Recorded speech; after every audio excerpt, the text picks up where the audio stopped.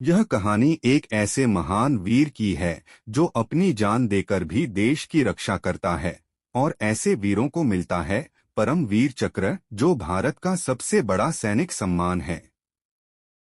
यह सम्मान उन लोगों को दिया जाता है जो युद्ध के समय अपने पराक्रम, बहादुरी और बलिदान का दर्जा सबसे ऊपर ले जाते हैं, चाहे जमीन पर हो, समुद्र में या आसमान में। अब तक यह सम्मान सिर्फ 21 लोगों को दिया गया है, जिसमें से 14 को मरने के बाद दिया गया। इससे आप समझ सकते हो कि यह कितना दुर्लभ और महत्वपूर्ण सम्मान है। एक कहानी ऋषि दधीची और इंद्र का वज्र। पुराणों के अनुसार एक दैत्य ने दुनिया का सारा पानी चुरा लिया था। लोग पानी बिना मरने लगे थे। कोई भी साधारण हथियार उस राक्षस को नहीं हरा सकता था।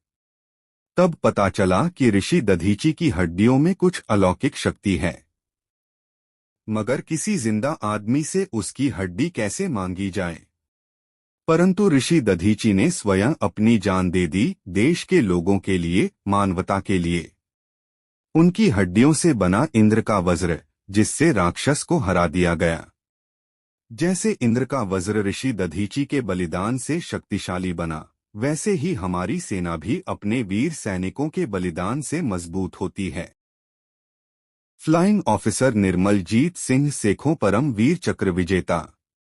तारीख 14 दिसंबर 1971।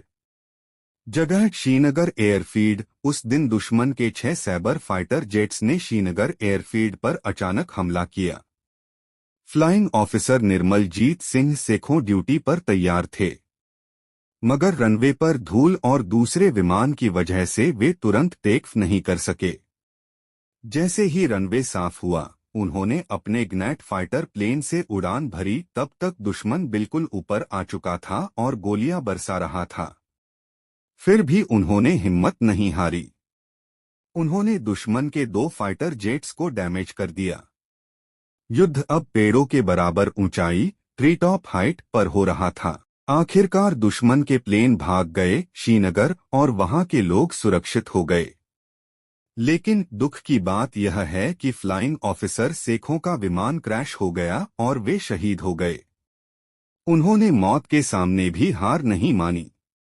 अपनी जिंदगी दांव पर लगाकर उन्होंने देश की रक्षा की। ऐसी वीरता सबके बस की बात नहीं होती, इसलिए उन्हें परम वीर चक्र से सम्मानित किया गया। देश के सबसे वीर सपूत को सलाम। Flying officer Nirmaljit Singh Sekhon. उनकी वीरता, त्याग और देशभक्ति को हम सब मिलकर नमन करते हैं।